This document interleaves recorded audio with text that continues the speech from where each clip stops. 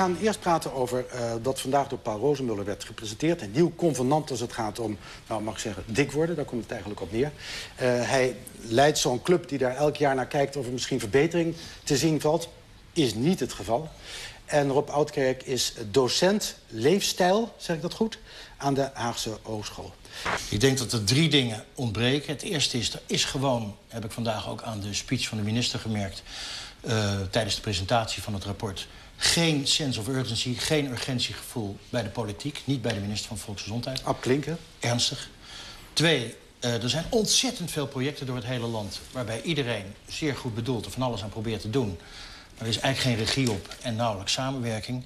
En het derde is dat we er eigenlijk niet goed genoeg over voorlichten. Een heleboel mensen hebben een soort allesomvattende onwetendheid over wat nou goed is om te doen en wat niet goed is om te doen. Weet je, het is een vorm van kindermishandeling, maar ik spreek geen ouders die denken, ik ga mijn kind eens even lekker vetmesten.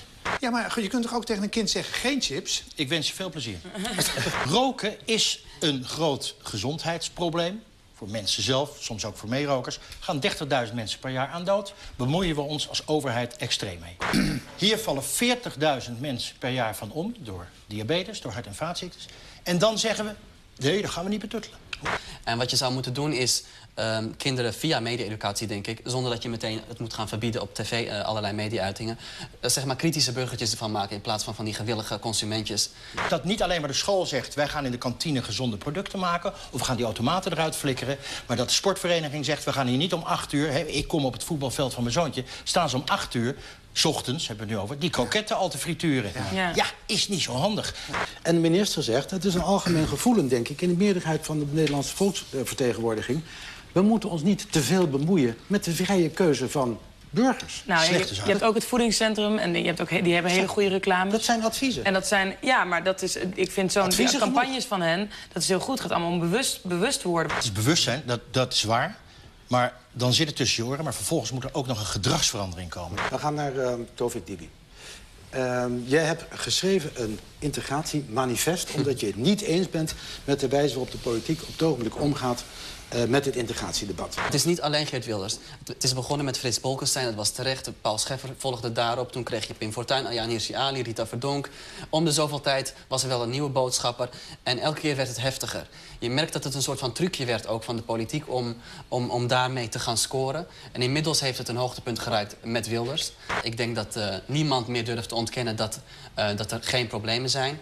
Maar wat ik zeg in het integratiemanifest is dat buiten de politieke radar er een nieuwe generatie aan het opstaan is, die groeit en die bloeit. En zelfs bij mij, je raakt soms zo geïndoctrineerd door het beeld dat het nergens toe leidt, dat het nergens naartoe gaat in Nederland. En dat is gewoon pertinent onjuist. Het is gewoon een hele grove, harde aanklacht tegen ons politieke systeem. Want blijkbaar zeg je dat ze onze maatschappij, jij als een van de 150, niet meer vertegenwoordigen. Als je eigenlijk naar die politici allemaal kijkt, dan zie je van die onzichtbare lijntjes die allemaal terugleiden naar Geert Wilders. En die heeft de touwtjes in handen. Iedereen beweegt en praat in de politiek op basis van iets wat Geert Wilders daarvoor heeft gezegd. Je hoeft helemaal het debat niet te schuwen met Geert Wilders, maar het moet inhoudelijk zijn. Als ik hier zou zeggen dat Geert Wilders een racist was of gelijkenissen vertoonde met Hitler, dan zou het morgen in alle kranten staan. Dat is niet wat ik doe.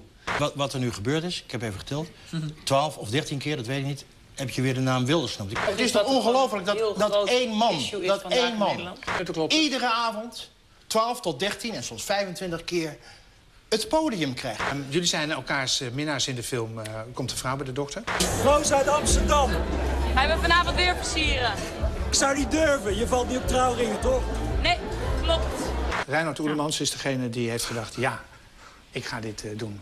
In het begin had ik zeker twijfel, want wie is Reinhard om nou te denken dat hij dat kan? Ja. Maar binnen 1 gesprek was ik helemaal om. Hij is ook heel slim geweest in een team kiezen.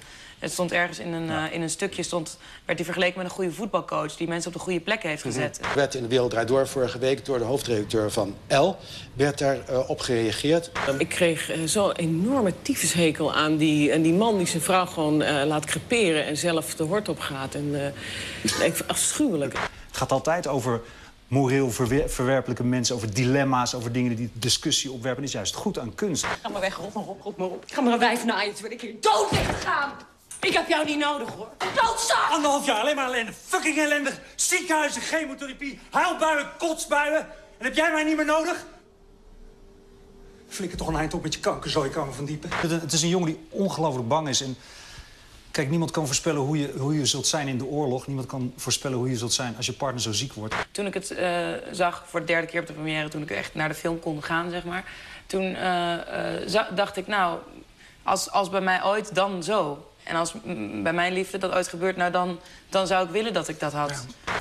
Zoals volgens mij heel veel mensen met kanker die het meemaken, helaas... die komen dan ook tot een soort ontzettend kernachtige en ontzettend waar iets vinden. Zo, ware emoties, ware liefde, waar geluk, ware rust.